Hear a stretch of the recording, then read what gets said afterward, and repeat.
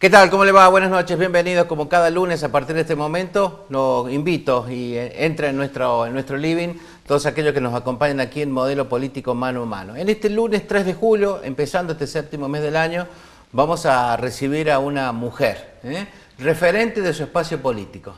Vamos a charlar y le doy las muy buenas noches, agradeciéndole también haber aceptado nuestra invitación, la senadora provincial María Angélica Torrontegui. ¿Cómo le va, María Angélica? Buenas noches, muy bien.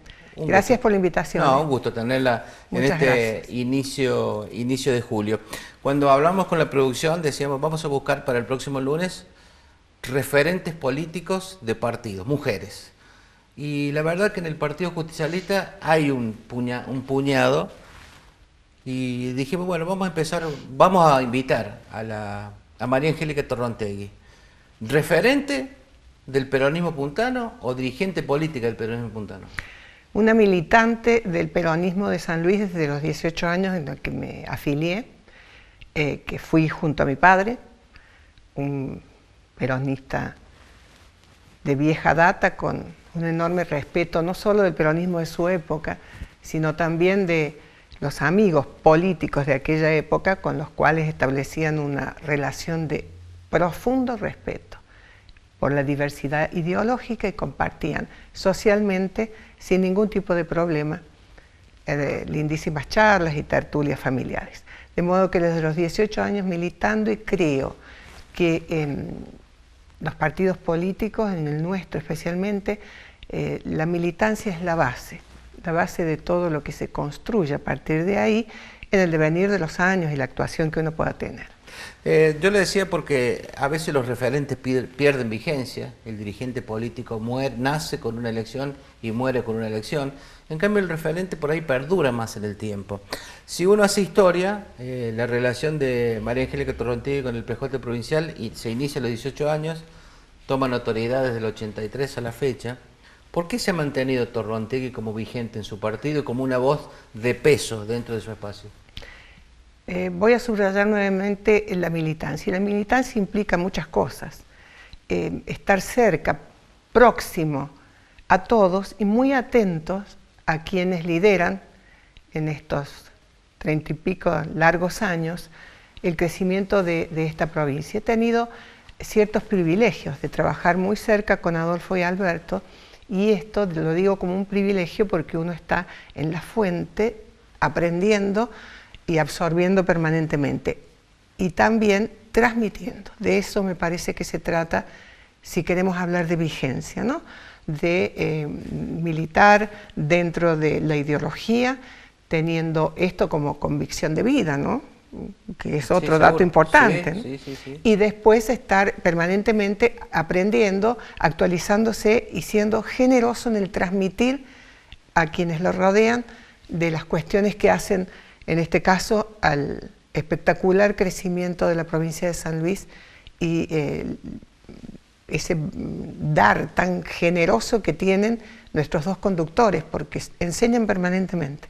María Angélica, como mujer de primera hora que acompañó a Adolfo, a Alberto en sus distintas funciones del 83, quizás de antes, ¿dónde radica, de dónde nace o de quiénes absorben todos los conocimientos que ustedes en el partido remarcan a la figura de Adolfo y Alberto? Porque en algún momento alguien les tuvo que haber enseñado a ellos de dónde mamaron todo lo que han volcado, como ustedes dicen, a lo largo de 30 y pico de años. En su época universitaria. Universitaria. Ellos tomaron una decisión, digamos, alejado de lo que en su familia se hablaba, que eran conservadores, digamos, en esa época, su padre y sus familiares cercanos, sobre todo su mamá. Tete militaba en el Partido Demócrata. Pero ellos tomaron esta decisión mientras estaban estudiando en Buenos Aires y desde allí abrazaron sin duda la concepción ideológica del peronismo y Adolfo se preparó para gobernar. Muy joven. Él fue legislador, diputado, a los 26 años, de modo tal de que él pone a su padre como centro de esta preparación, esta vocación que seguramente el padre observó en él y que lo tenía muy cerca, y supongo yo que cuando ya tuvo las aspiraciones de comenzar a participar, más allá de que venía y se instalaba a escuchar en la legislatura atentamente los debates de aquella época, creo yo que su visión de participar fue una convicción, una vocación y una misión. ¿Adolfo lo arrastró a Alberto a la vida política o los dos caminaban a la par? A la par, porque ellos al estar estudiando en Buenos Aires prácticamente juntos, actuaban en política en Buenos Aires y se acercaban a todos los lugares donde podían tener formación ideológica y compartir. Siempre compartieron, fueron dos hermanos muy cercanos. ¿Cómo los conoció? Mi padre era amigo del padre de ellos. Y en la familia, si bien había una gran diferencia en ese momento cuando uno es joven de edad, son pocos años, pero tenemos diferencias, sus hermanas estaban más cercanas, compartíamos en la misma escuela con Rosario y con Zulema, y de este modo eran familias conocidas de San Luis. Y seguramente en las charlas o en algunos encuentros sociales los habré visto, ¿sí? Pero ellos se fueron a estudiar cuando yo estaba casi finalizando el secundario, de modo tal de que el acercamiento fue a partir de un ingreso a trabajar con Tona Salino en la reciente formación de la Secretaría de la Mujer y en la necesidad de en la privada tener más cantidad de personas que pudieran abocarse a la tarea de atender los temas de Adolfo, que fui y quedé después porque Zulema quedó embarazada de su hijo mayor y tenía que hacer reposo, de Juan Martín, debía hacer reposo y la verdad que era una responsabilidad enorme para mí, pero como recién le decía Orlando, fue un privilegio porque pude aprender tanto de Adolfo, que después se complementó con trabajar cerca de Alberto. Bien, lo ha nombrado su padre, don Audelino Torrontegui, porque además de, seguramente su padre le transmitió el ADN también del peronismo familiar mucho antes. ¿Y sabe cómo lo hizo? Con el ejemplo. Yo tenía una admiración enorme por mi padre, y por cierto, su única hija y mujer muy regalona del padre. Entonces yo veía... Malcriada en aquella época. Más o menos, porque era muy afectuoso, pero era muy recto y muy formador de valores. Y yo veía cómo él hablaba con mi madre o hablaba con amigos, lo observaba y creo que allí empecé, sin darme cuenta, a tener esta vocación tan grande que me apasiona, que es la política. Su primer enseñanza así fuerte fue amar a San Luis. Él se fue a estudiar, cuando terminó la secundaria, se fue a estudiar abogacía, imagínense los años, a Santa Fe. Era maestro, de modo de que trabajó y estudió. En ese momento no volvía ningún alumno que se hubiera ido a estudiar, no volvía a San Luis, se quedaban en las provincias que habían estudiado, Buenos Aires, Córdoba, Santa Fe. Mi padre conoció a mi madre, Rosarina, en la escuela, donde él era director y ella maestra. No solo que volvió a San Luis por convicción, por vocación y por amor a su provincia, sino que se casó y trajo a la Rosarina aquí. Ah, la trajo acá. Sí, sí. Así que, bueno, para mi madre y la familia de mi madre sobre todo, de vivir en Rosario, venirse a vivir a un San Luis tan pequeño, estamos hablando de tan muchos triste, años atrás. Imagínense, yo nací en el 54, se casaron en el 51, lo que era San Luis en ese momento. Bueno, habrá que buscar en los libros de historia alguna foto, Sí, las debe haber. ¿Cuál era el ejido de San Luis? ¿Cómo era la ciudad de San Luis hace tiempo? Sí. Cuando empezó, siempre lo nombró, y quiero recalcar porque habló de su padre como el formador inicial dentro del peronismo. Si don Torrontegui tuviera que llegar al peronismo de hoy, ¿se enojaría como es el peronismo de hoy? Nada que ver con el que él, con el que él caminó, él abrazó, él le transmitió. Era duro y difícil también en aquel momento, pero una de las cuestiones que me inculcó fuertemente cuando yo dije me quiero afiliar al partido y me sentó en el escritorio donde él atendía a sus clientes, una formalidad muy importante que yo entendía perfectamente, Y me habló de algunas cuestiones que yo debía pensar antes de tomar la decisión de afiliarme. La primera fue la lealtad.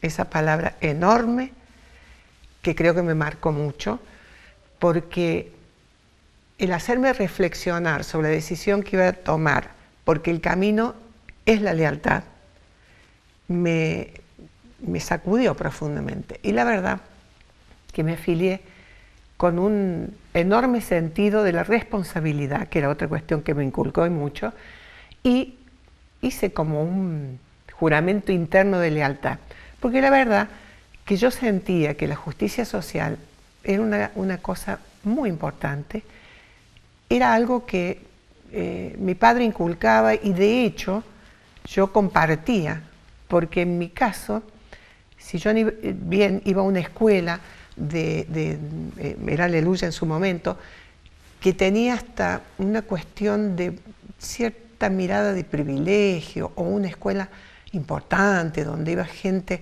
importante. En esa escuela yo recibí, por su formación cristiana, valores muy importantes, que hacen a la solidaridad, al respeto, a lo que significa Dios y toda la formación cristiana. Pero en mi casa también.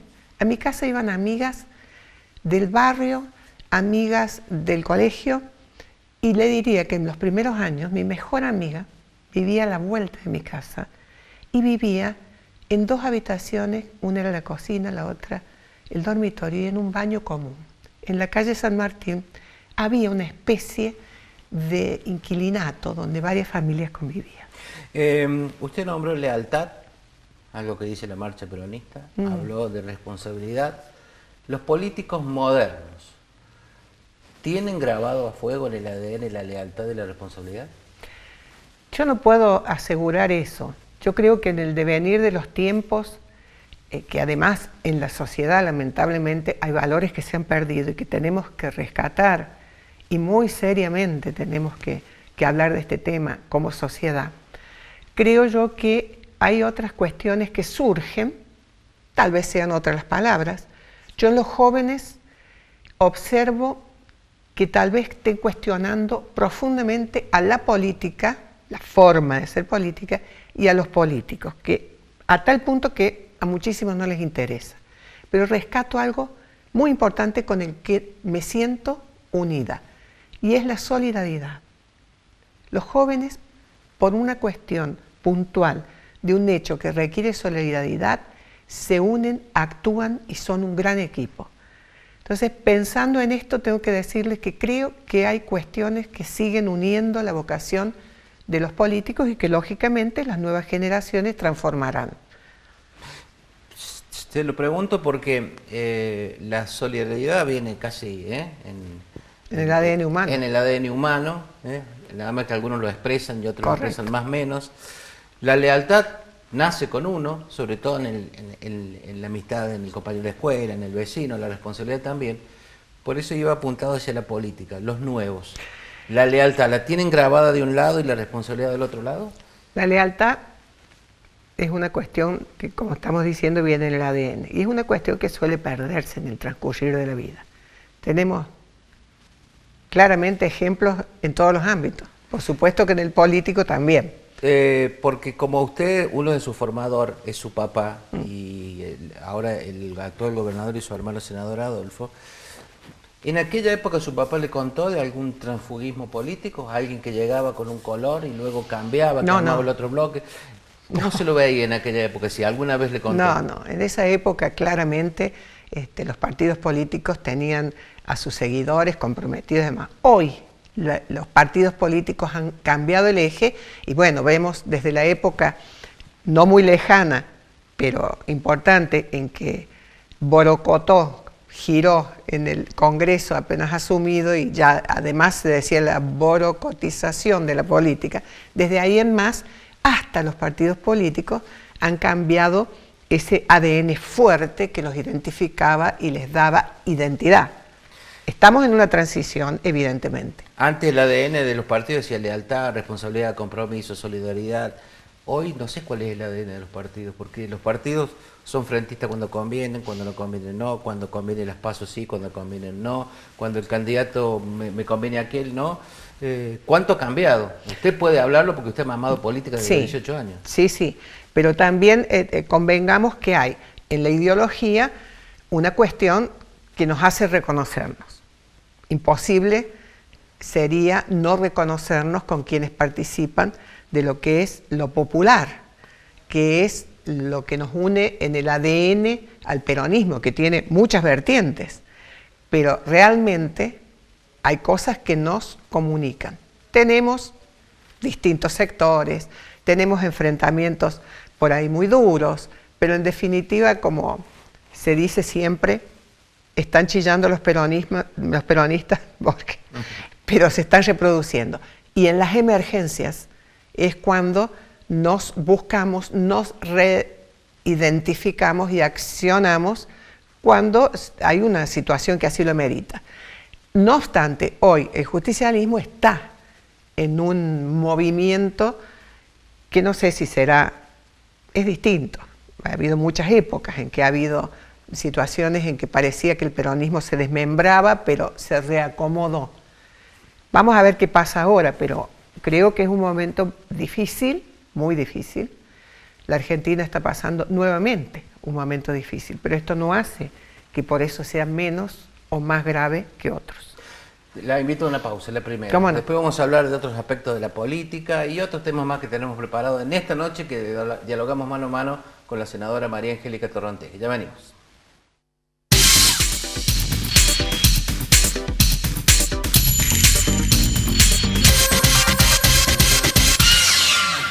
Seguimos en esta noche dialogando con la senadora María Angélica Torrontegui. Nos queda un rato largo todavía. ¿Usted fue modelo? ¿Hizo modelaje alguna vez? Sí, tuve mi época juvenil, por cierto, de hacer desfiles y también de reinados de la sociedad española. O sea que ya tenía exposición pública, antes de lo político. Sí, con una vergüenza enorme, enorme. Mi papá y mi mamá, digamos, accedieron y me convencieron que me presentara a la elección de la reina de la Hispanidad. Porque en ese momento la sociedad española hacía una elección de reina, además como se usaba en aquella época. Yo no quería saber nada, porque era tremendamente tímida. No quiero, bueno, me charlaron hasta que, bueno. Cuando me iba a la elección, mi papá me dice, bueno, mijita, mire, si llega, me trataba de usted, mi papá, si llega a salir, me parece que usted debería, no, yo no voy a salir, yo no me diga nada. Y me fui así. La bandera la bandera padre, por supuesto. Rubens. Claro, Rubens, era quien tenía el micrófono. Cuando me puso el micrófono, porque resulté electa, y yo miré la mesa en la que estaban mis padres, pobrecitos, los ojos que tenían los dos de decir que esta niña hable bien, no sé lo que dije, en definitiva, pero bueno, esas irrupciones que uno... Bien, así debutó con exposición pública, al menos en el predio de Sociedad Española. Sí. ¿Recuerda el primer cargo político o electivo que le tocó ocupar? Yo fui suplente de diputada provincial en una elección que ya ni recuerdo, que me conmovió, me sorprendió. Dije, no vaya a ser que alguien se vaya y yo tenga que asumir, no quiero. Ese fue el primer cargo electivo.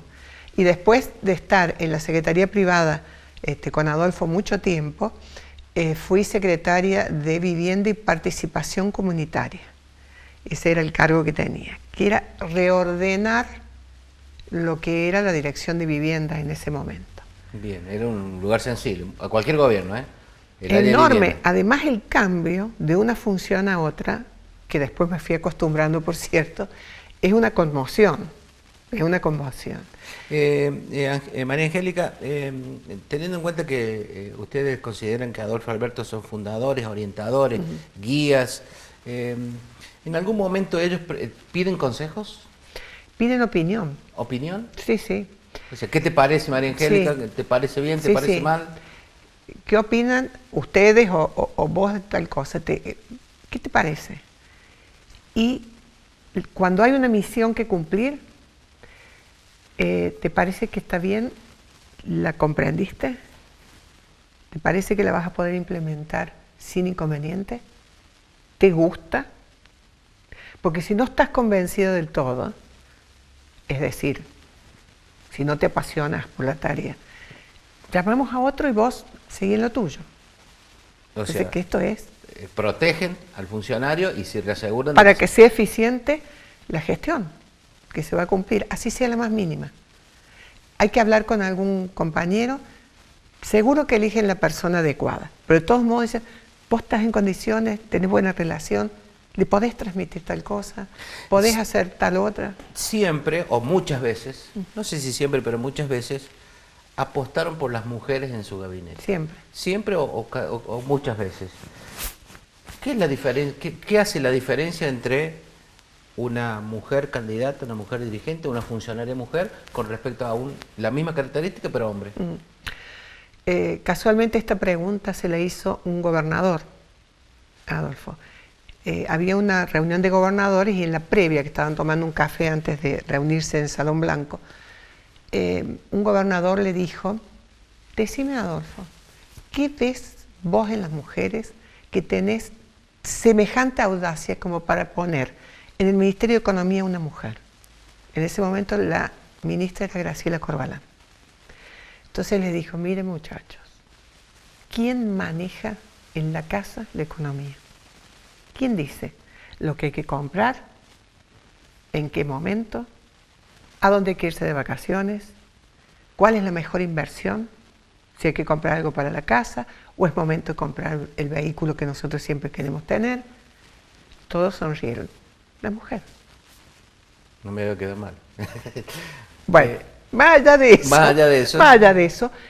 También la explicación era, cuando ustedes le dan una misión a una mujer, va a poner la fuerza, la vocación, el amor y la perseverancia, porque hasta que no lo logre, no va a dejar el objetivo. Y la verdad que es así. Además de la sensibilidad especial que tiene una mujer. Desde luego.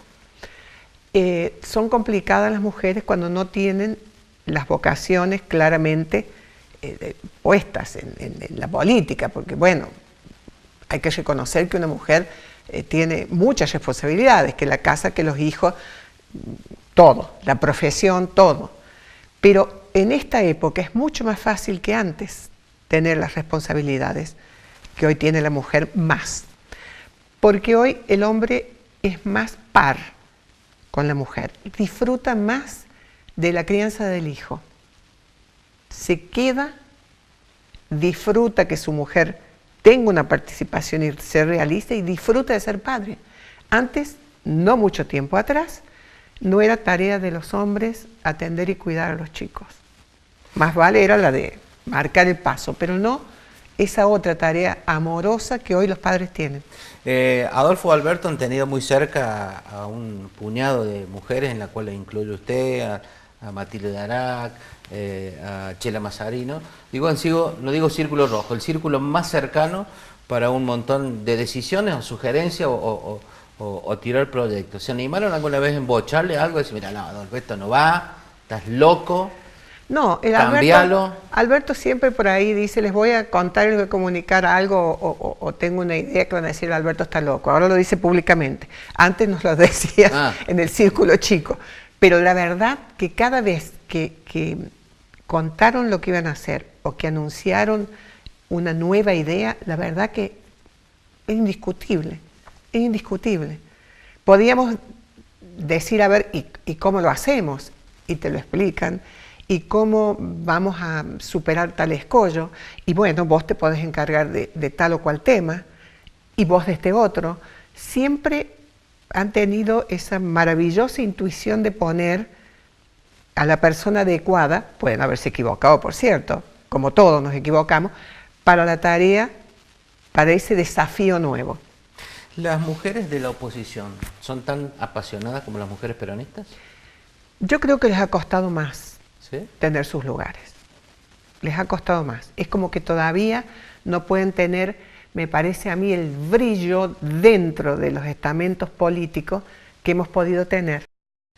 como mujeres en el Partido Justicialista. ¿Por falta de video propio o por falta de decisión partidaria? Creo que los varones no las han valorizado lo suficiente.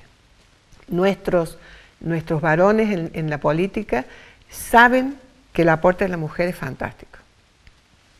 Lo tienen probado. Saben que no somos competidoras, sino que somos pares. Y nos tratan como tal, como pares, y tienen totalmente claro que, bueno, de hecho, hay montones de elecciones que las mujeres hemos encabezado las listas. Y les va re bien, siendo segundos. Bien, en Santa Fe, donde bocharon hace pocas horas una lista que tenía todas mujeres, ¿la escuchaste? No escuché. Eran todas mujeres. Tienen que cumplir el cupo los varones. Claro, dice que el cupo, se llama cupo femenino, Sí. en este caso era el cupo masculino. Acá estaba altamente no se cumplía. cubierto. Pero siempre. hay una interpretación allí, porque quizás esa lista, que estamos hablando de otra provincia que no es San Luis, las mujeres eran las mejores candidatas. Claro, esa es la discusión. Claro, y después se ha hablado mucho de la equiparación, nivelar la cantidad de candidatos por lista. Pero ¿y si los mejores candidatos son mujeres, por qué no pueden ir mujeres? O si todos los candidatos son hombres. Claro. Bueno, una discusión que acá hizo modificar algunas listas en otros partidos hace poco tiempo. Hace poco. Las mujeres de la oposición de otros partidos, ¿les preguntan a ustedes cómo trabajan en el partido? ¿Por qué ustedes tienen lo que nosotros no logramos? Sobre todo cuando estábamos de campañas presidenciales, era un tema, porque nosotros, las que éramos o habíamos sido ministras, y éramos legisladoras, todo, íbamos un día antes que fuera el candidato. Sobre todo lo hicimos con Adolfo, en la primera y la segunda candidatura a presidente. Íbamos a explicarle el rol de las mujeres con este dirigente absolutamente raro dentro del peronismo, porque ahí costaba mucho también. Y las mujeres quedaban con un interrogante enorme, admiradas, felices, pero con ese dejo de aquí no lo voy a conseguir. Y de hecho, cuando yo era diputada nacional, me pasaba que nosotros teníamos la indicación, porque obviamente cuando nos íbamos los primeros decíamos, bueno, ¿y qué te parece, Alberto, vos que has sido legislador? Danos una idea, un consejo, una visión. Primero, no se enamoren de sus proyectos, porque probablemente nunca se traten. O comprendan que siendo legisladores, los proyectos, si se reciben más aportes, se enriquecen. No lo tomen como que los van a desgarrar corrigiéndoles o haciendo un aporte, que eso es muy importante a tenerlo en cuenta. Pero por otro lado, las mujeres allí, en el recinto, a la hora de votar, nosotros sabíamos que si la ley favorecía a San Luis, la votábamos sin dudar. Allí recibían llamadas de gobernadores, en tanto era la indicación o la negociación que arriba se hacía con respecto a la ley. Entonces, ¿cuál era el tema? ¿Vos qué pensás de esta ley? Está buena. ¿Y por qué la vas a votar en contra? O, al revés, esta ley perjudica. ¿Por qué la vas a votar positivamente? Porque mi gobernador me lo pide. ¿Cómo te va a pedir? Bueno, pero si no, no le mandan los fondos. Esto es habitual.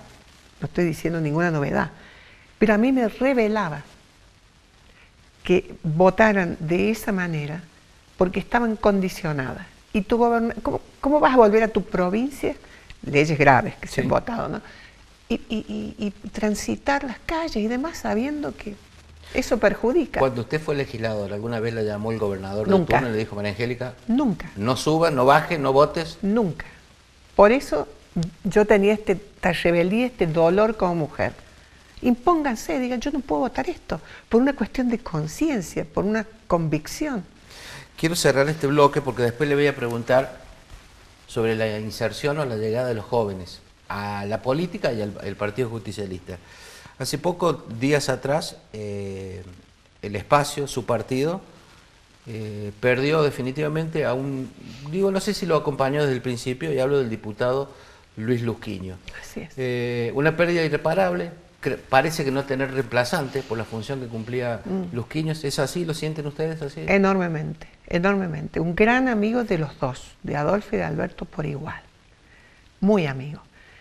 Y Luis ha hecho un aporte a San Luis primero, no siendo de esta provincia, un lazo de amor con San Luis, que realmente su ADN era de San Luis, dicho por su familia, sus hijos. Cuando vinieron, cuando falleció, este es el lugar de mi papá, el que él eligió. Y eso me parece que lo define totalmente. Y además un cuadro político formado por excelencia, con una cultura general enorme, con experiencia, y que entregó todo por San Luis. Y no es fácil, por cierto que no. Hay figuras que no se pueden reemplazar en cualquier ámbito de la vida. Y con esto termino el bloque, después venimos con la última parte. ¿El PJ provincial forma políticos para suceder a los que por una cuestión cronológica en algún momento no van a estar? Sí. Yo creo que quienes hemos estado durante tantos años, cada uno de nosotros, y lo decíamos en una época en que la transición había que transcurrirla, cualquiera de muchísimos de los dirigentes del peronismo está en condiciones de asumir la misión que se le encomiende, porque hemos tenido formación ejemplar por parte de estos dos líderes tan importantes que tiene San Luis como Adolfo y Alberto, porque además son generosos en la transmisión y en la explicación y en el dar el protagonismo, que bueno, cada uno lo tomará o no. Esto es de acuerdo a la personalidad de cada uno, ¿no? Le invito a hacer la pausa. Seguimos después y después ya le dejo el tema ya. La llegada de los jóvenes a la política y al Partido Justicialista San Luis. Ya venimos.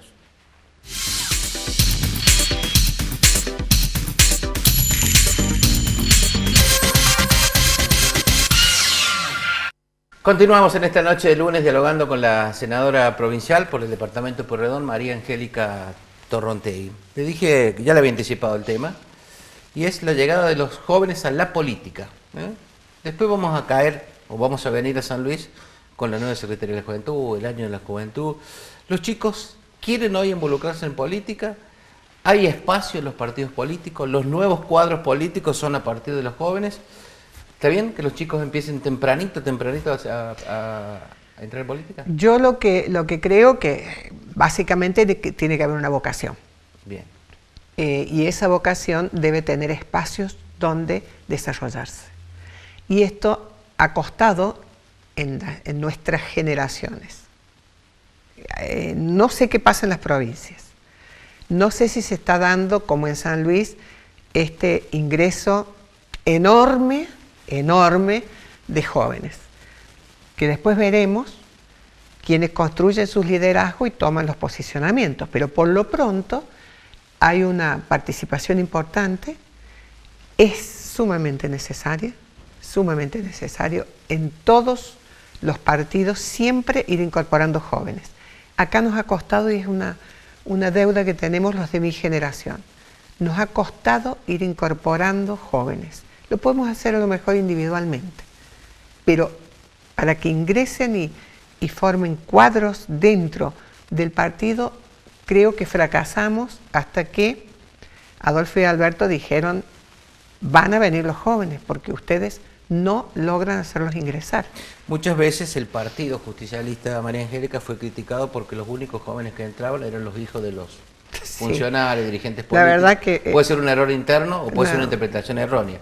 Pero esta apertura masiva de este año ha convocado, seguramente el resultado final serán que los que permanezcan serán los que realmente abrazan la política o el proyecto, y quedarán muchos en el camino. ¿Esa deuda con los jóvenes tenía que ver con eso, de que nunca se abrieron las puertas en forma amplia a los jóvenes? No, yo creo que son defectos de los dirigentes que tenemos, no sé.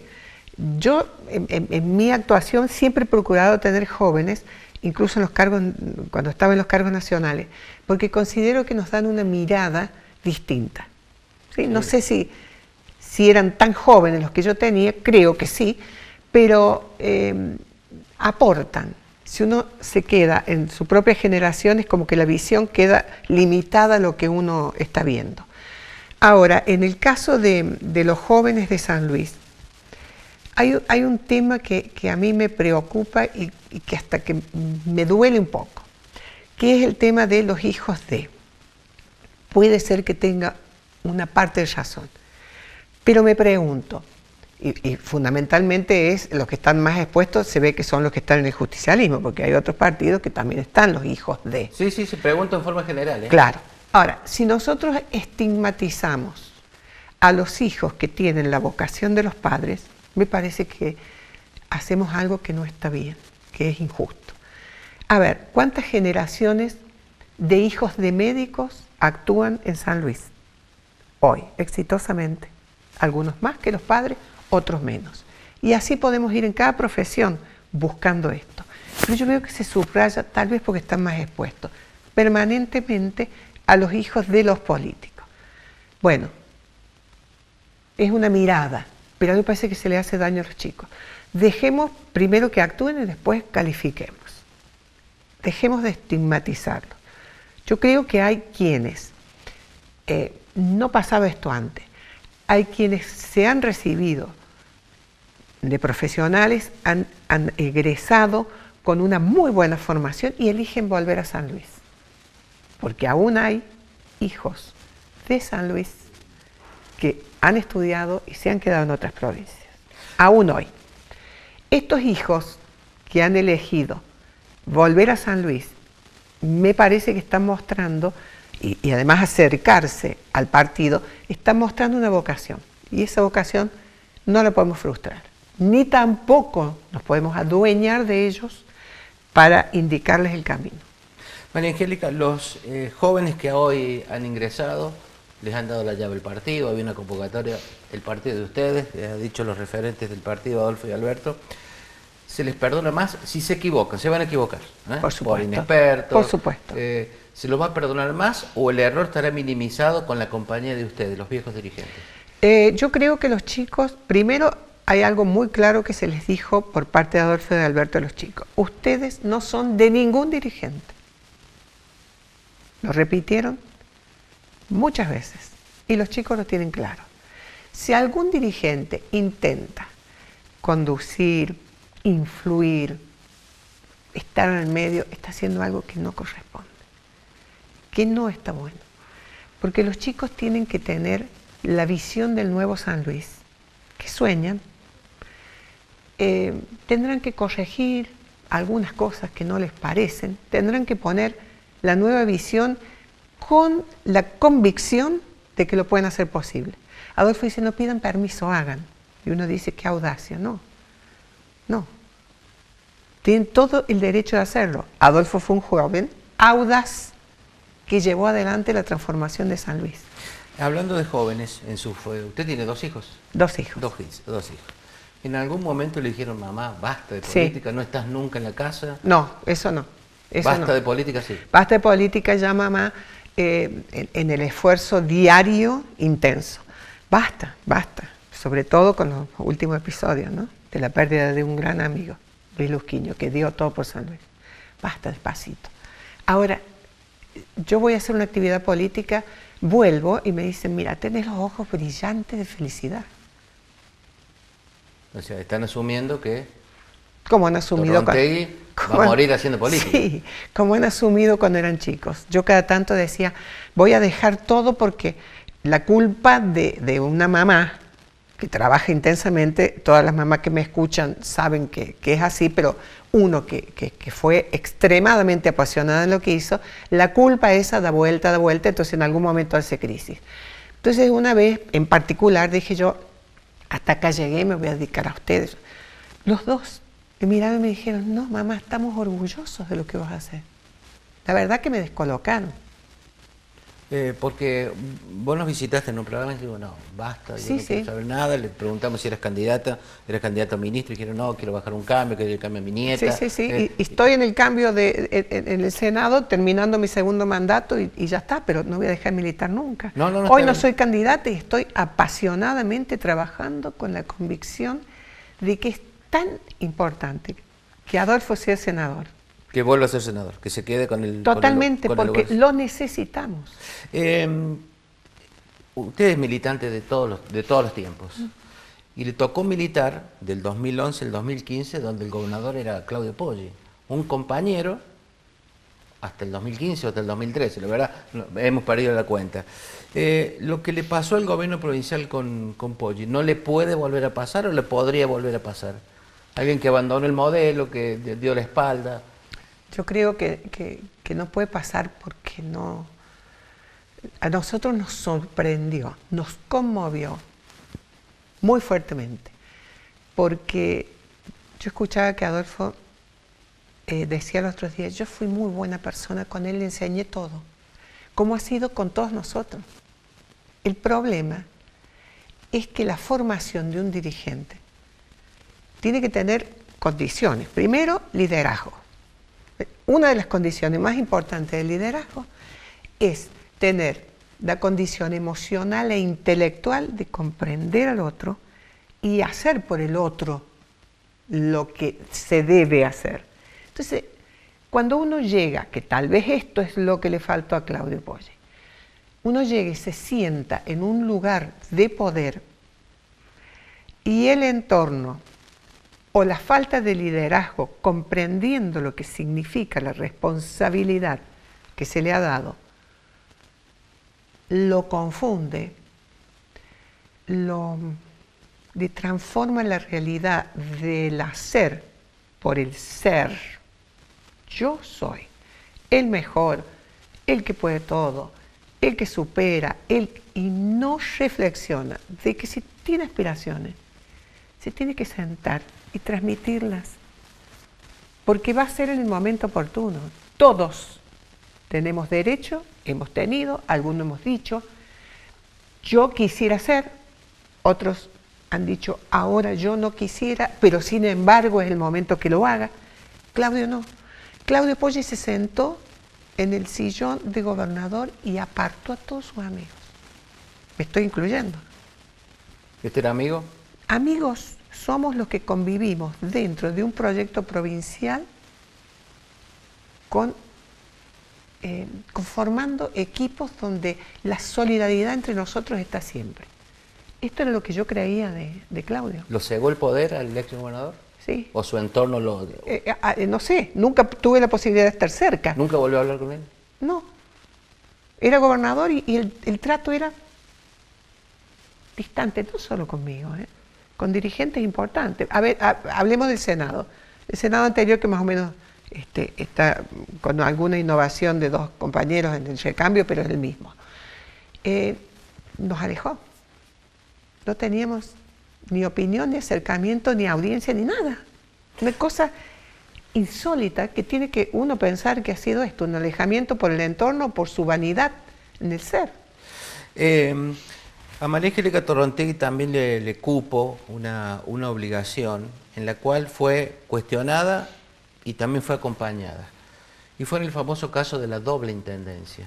Digo, ya en el tiempo, pasó mucho tiempo, San Luis fue noticia en el mundo. Digo, ¿le dejó algo bueno, algo malo? Usted, fiel a sus convicciones, entendió de que usted era el intendente y otro partido entendió que era el otro. ¿Qué le dejó ¿Fue un trago amargo? ¿Fue una anécdota en la vida política? ¿Cómo lo toma? La intendencia fue la elección de los vecinos de la ciudad de San Luis. Claramente fue la elección. Todas las cuestiones judiciales que surgieron, llegada a la Corte decidió que yo no era la intendente. A mí me dejó, por supuesto, momentos dolorosos, pero nunca rencor, en absoluto. Primero porque no entra en mi personalidad el rencor o ese sentimiento que no comparto ni me parece que sea sano ni bueno. Me dejó el recuerdo de un equipo excelente que me acompañó, excelente. Y de 1000 empleados del plan de inclusión con los que pude trabajar mano a mano, juntos en un desafío de momentos difíciles y riesgosos. Y pudimos hacer, no lo que yo hubiera querido, que faltó mucho. Porque en ese momento usted compartió el mismo cargo con el senador, hoy senador Daniel Pérsico, hoy, no digo sentados al lado, pero en el frente de unidad, en el acuerdo programático. Yo no tengo ningún problema con el senador Pérsico en lo personal, ninguno. Y voy a eso, porque si hay una particularidad en los peronistas que cuando el tema está espinoso, se olvidan de las diferencias, suspenden las diferencias y se enfocan todos, como ahora el gobierno de la provincia con el acuerdo programático, en busca de, bueno, lo voy a decir, en busca de proponer un modelo del país distinto al de Macri. Digo, olvidan, suspenden diferencias, siempre son peronistas. Los peronistas, tomo una frase clarísima de Alberto Rodríguez Sá, nos reconocemos en la calle. Esto es, en el trabajo de la periferia del centro, lo sintetizo de esta manera. Siempre los más humildes primero. Y en eso los peronistas tenemos todos, de la línea que sea, una vocación enorme que es la justicia social. Este momento que define usted como ir en contra de, no, es ir a favor de San Luis. Las circunstancias nacionales son de extrema gravedad en toda la República. El hambre y la miseria tocan profundamente al pueblo argentino. Este es el hoy. ¿De cuántos años viene? ¿Cuáles han sido los errores? Muchísimos.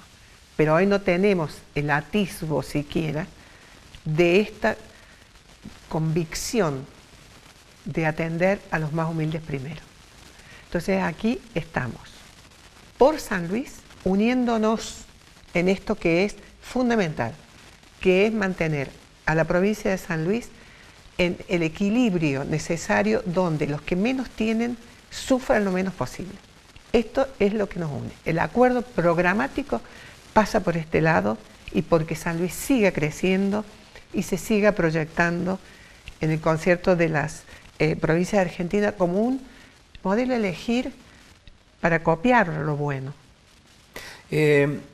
Con Alberto y Adolfo hemos tenido la chance de hablar y siempre les pregunté, y ahora aprovecho, María Angélica, su visita, si el modelo San Luis con Adolfo, Alberto y todo su equipo, todo, es el mejor modelo o un modelo para la Argentina. ¿Por qué no se pudo imponer, no se pudo difundir, en las campañas no alcanzaron a contar lo que es San Luis? ¿Por qué no pudo triunfar este modelo? Por egoísmos. Por egoísmos. Por menospreciar y decir, bueno, y con el correr de los años, el bueno se ha transformado en la gran pregunta, ¿y cómo hacen? ¿Cómo han hecho esto? Es muy sencillo. Pero es difícil convencer a todo el electorado argentino por sí o por no. Lo que pasa es que intervienen los intereses de los dirigentes, que son intereses personales. Yo no puedo dejar que avance por este lado este dirigente porque me quita el protagonismo a mí. Pero, y por viejos errores en quienes han gobernado las provincias. Pero, por ejemplo, Menem llegó del interior y fue presidente, con un modelo que no era... Pero eran otras las circunstancias. Eran otras.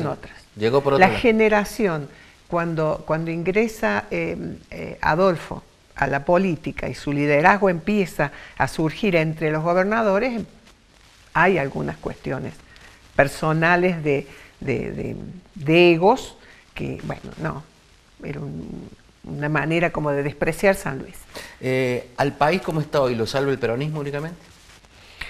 Lo salva la sensibilidad social que tiene el peronismo. Lo salvan muchos dirigentes del peronismo que tienen aportes para dar, que son muy importantes. Y creo que todos deberían reunirse. Puede ser que suceda, a la brevedad o no, pero sentarse en esa mesa donde se priorizan el bien común, se prioriza las cuestiones importantes de la Argentina y un reflejo de lo que se puede lograr cuando se reúnen inteligencias es lo que sucedió en San Luis con la convocatoria al acuerdo programático. Absolutamente exitoso, porque se encuentran los puntos que nos unen y en esos puntos que nos unen es donde se beneficia al pueblo. Usted habla de política y yo le tengo que preguntar de política. Seguramente lee, le cuentan, tiene amigos. Esta interna, esta polémica en el Frente Avanzar y Cambiemos por San Luis, de gente que se considera proscripta, por gente que dice, mirá, vos no tenés avales, la única lista es la nuestra. Digo, ¿tiene una idea de lo que pasa o una opinión? La opinión es que siempre en todas las cuestiones hay que abrir y buscar los consensos. No tengo por qué opinar sobre una cuestión interna de otro partido, pero creo que si hay un desacomodamiento y hay quien se queje porque faltó dialogar. Le hago esta pregunta que no tiene nada que ver con política, pero nada que ver con política. Usted en la ciudad tiene una rotonda que lleva su nombre. ¿Qué va a hacer? ¿Va a pedir derecho de autor? ¿Qué va a hacer? ¿Va a pedir que le cambien el nombre? No, para nada. Me sorprendió mucho, pero creo que surge de una cuestión de un punto de referencia, me imagino. ¿Se construyó en su gestión como era intendente? Sí, fue una de las últimas obras que se entregaron. Y yo charlando con Alberto... ¿No hay forma de cambiar el nombre? Y yo creo que no, porque está impuesto por la gente, y vuelvo a repetir, como punto de referencia, me parece. Cuando hablaba con Alberto sobre la intendencia, que iba mucho a hablar con él, me decía, hay que hacer 3 rotondas. Y tiene razón. Sí. Alcancé a hacer una, pero la verdad que, bueno, ahí hubo un hecho doloroso en ese lugar, meses antes, que fue el fallecimiento de una chiquita. Sí. Entonces, en ese fragor de hacer cosas, esa era una prioridad. Bueno, si esto está provincializado el sector y en el futuro la autovía, las 2 rotondas que faltan se podrían construir. Si el proyecto aprobado termina incluyendo esas 2 obras viales. María Ángeles, con gusto haber charlado un rato largo, 1 hora con usted, así que muy agradecido por la visita. Yo muy agradecida, muchas gracias. Muy amable. A ustedes los espero el próximo lunes, como siempre a la misma hora, con un mano a mano con personajes de la política y de la sociedad puntal. Gracias.